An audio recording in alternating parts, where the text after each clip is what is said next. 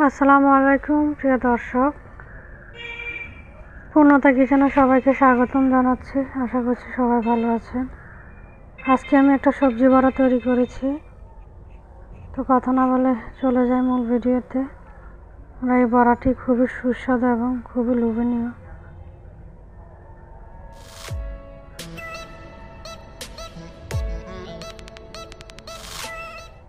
আমি এখানে 5 মিশালি সবজি নিয়েছি। এখানে সবজি নিয়েছি মিষ্টি কুমড়া, আলু, গাজর, পাতাকপি, তারপর মূলাটা নেওয়ার সময় মূলাটাকে আমি গ্রেট করে সামান্য একটু লবণ দিয়ে এটা মেখে রেখে দিয়েছিলাম যাতে মূলার গন্ধটা চলে যায়।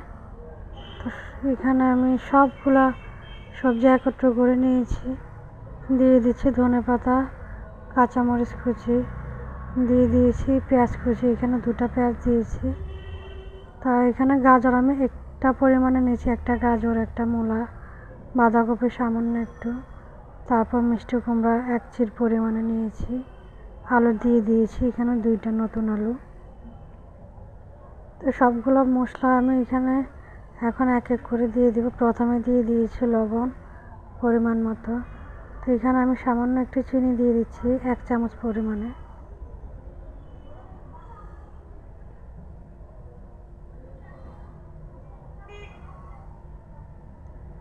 আমি এখানে কর্নফ্লাওয়ার দিয়ে দিচ্ছি 2 চামচ পরিমাণে। তার মধ্যে আমি আদা বাটাটা প্রথমে দিয়ে দিয়েছিলাম, যদিও এটা আমি ভিডিও দেখাতে পারিনি, ভিডিওটা স্কিপ হয়ে গেছে।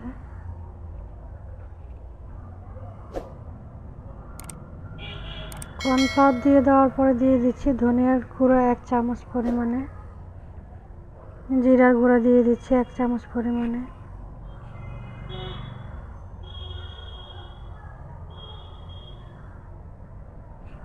তারপর আমি এখানে ময়দা মিক্স করে নেব।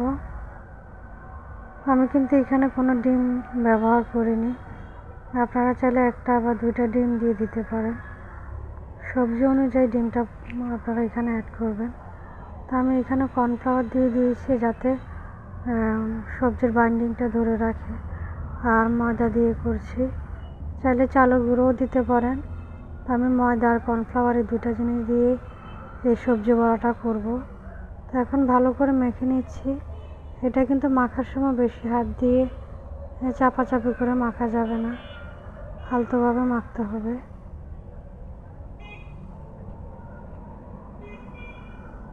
হাত দিয়ে বেশি জোরে জোরে চাপা দিয়ে মাখলে হবে কি সবজি থেকে পানিটা বের হয়ে যাবে। তখন সবজি বড়াটা বানানোর সময় ওই ময়দাটা পানি পানি হয়ে যাবে, তখন আরও ময়দা দিতে হবে। যার কারণে বেশি ময়দা দিতে গেলে সবজি বড়াটার মজা লাগবে না। আর এই বড়াটা যেহেতু আমি ক্রিসপি করে করছি, তাহলে এখানে আমি আর ডিমটা দিচ্ছি না, সেই জন্যই আমার ডিমটা না দেওয়া। এখন প্রত্যেকটা সবজি বড়া আমি ভেজে নেব। আর কড়াইতে আমি পরিমাণ মতো তেল দিয়ে দিয়েছি। এখানে তেলটা গরম হয়ে গেলে আমি সবজি বড়াগুলো দিয়ে দিচ্ছি। এই যে আমি এরকমভাবে আলতোভাবে মেখে নিয়েছি। আমি এখানে কোনো করি নাই, বেশি ময়দাও দিই নাই, আর ডিম তো এখানে ব্যবহার করিই নাই। তারপরে সবজিগুলো এক পাশ হয়ে গেলে তারপর আরেক পাশ উল্টিয়ে দেবো।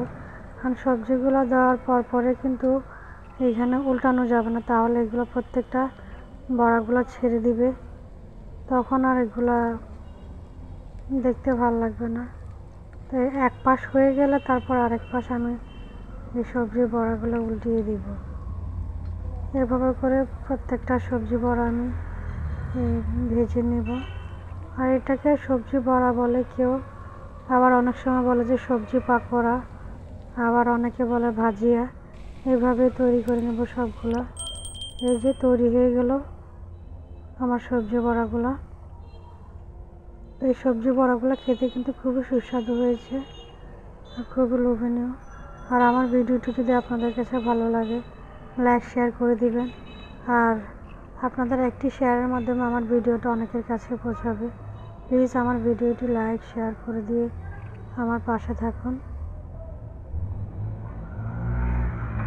অনেক সুস্বাদু হয়েছে, কিন্তু আমরা এটা যখন খেয়েছি সবাই পছন্দ করেছে।